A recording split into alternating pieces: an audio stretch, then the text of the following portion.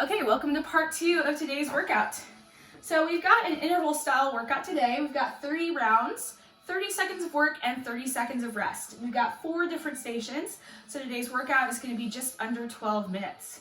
So 30 seconds of wall walks, 30 seconds of rest, 30 seconds of jumping lunges, 30 seconds of rest, 30 seconds strict handstand push-ups, 30 seconds rest, and we got 30 seconds of sit-ups with 30 seconds of rest, 3 times through that sequence. So let's go over the different scaling options and then we'll get started here. So first of all, the majority of you probably do not have strict handstand push-ups or perhaps even wall walks. So let's go over those options. So first of all, let's talk about wall walks. So wall walks, easiest way to scale that is just to do inchworms. So you're gonna fold, walk the hands out, no push-up, walk the hands back, and then we'll do a full stand to mountain pose for the inchworm crawls. Now, if you want to scale up for the wall walks, you can have your feet propped up on a chair. You're gonna have your hips up high. So you're gonna start in a plank position. So everything's nice and flat. You're gonna walk your hands as far as up as you can go, which feels comfortable to you, and then walk the hands back out. So doing this for 30 seconds is a great way to scale. You can also have your knees on the chair as well. We'll walk back and forth. This may be a little bit easier if you have a padded chair. Make sure your chair is not too slippery. And then for the actual wall walk, you're gonna have wall space. So you're gonna start in a plank position facing away from the wall, just to the floor. You're going to prop your hips up as you place your weight into your hands. So make sure that when you start to lift that second leg up, that you're already pushing the weight into your hands and propping yourself up into a hollow position. So bring your butt up. I find this is helpful to be kind of in a bear crawl state. And then start to walk up, shimmy your hands back, and then go up as far as you feel comfortable. So if you can't make it all the way to the wall, that's fine. But if you can, chest touching the wall, and then walking your hands back down to a plank position.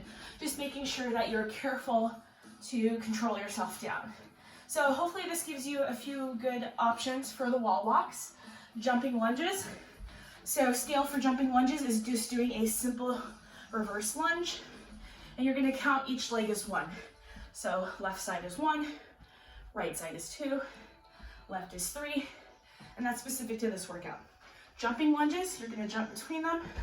Back knee touches the floor, making sure this knee is stacked right over the ankle. 1, 2, 3, 4, 5, 6. Those get pretty tiring after a while. That's why we're only doing 30 seconds. Okay, so we got strict handstand push-ups. So first, let's talk about the scaling options for this. One of them would be the piked downward dog push-up. So we're going into a downward dog position. And then the main thing is to point your elbows back. You don't want them out to the sides. You want to make sure the points of your elbows are pointed towards your feet. So you're going to bring the crown of your head, keep looking at your ankle creases to the floor, and pressing the head through the window. So noticing how I'm bringing my head through the window each time. When we press up, it's just like a barbell, where we're bringing our ears in line with the arms. We're not keeping the arms forward. So you shouldn't be able to see your hands if you're pressing up correctly. You're bringing your ears in front of your arms. Scaling options going up is piked push-ups with the feet on the chair. So head through the window to start. So see, I'm making a nice little L shape here. You're gonna press down, elbows back, and then head through the window. So when you bring your head down to the floor, you should be able to see your hand out of the corner of your eyes in front of you, because if your hands are out in front here, you're not gonna be able to see them. So make sure that your elbows are back, you can see the corners of your hands, and then press the head through the window. Ears should pass on the other side of the arms.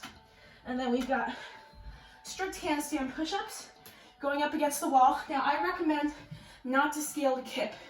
So if you can do strict handstand push-ups, go ahead and do it as prescribed. If you cannot do strict handstand push-ups, I would recommend doing a foot elevated one. This will help you build up the strict strength today. So specifically not going to work the kips. So going into a handstand, making sure you're tucking that chin, heads through the window. Notice how my ears are on the other side of the arms. We'll come straight down, head to the floor, and then driving the elbows out, pushing the head through. The key is really to push the head through right away. Stay really tight through your abs, not allowing your back to curve outward away from the wall. So elbows down and drive, press that head through right away, and get your butt close to the wall, and that will really help. Okay, glad we went over those. And then lastly, we've got sit-ups. So if you have an ab mat, go ahead and grab that now. If you don't have an ab mat, I've got a smaller pillow here, so definitely get a folded towel, a small pillow if you want that support for your lumbar, and you do not have an ab mat. So the full scale, the full as prescribed is feet together, butterfly style. I'm going to do my best to try to demo about 1 to 2 sit-ups here, but that's the most I'm going to be able to do.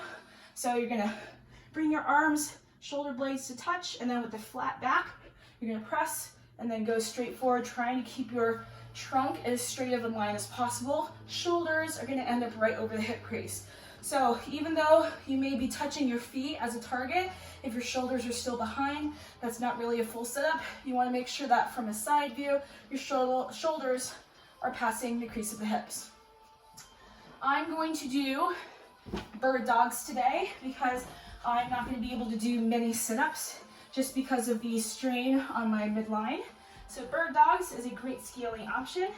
You're going to bring opposite arm, opposite leg straight out, and then bring the arm and leg straight back down. All right, so hopefully that covers all the movements today and you know which ones you're going to do. So the score is going to be your total number of reps across all the movements. So we're going to split this up into another video here just because the explanation took quite a while. So you want to go ahead and fast forward to video number 3. We're going to do the workout all together. See you there.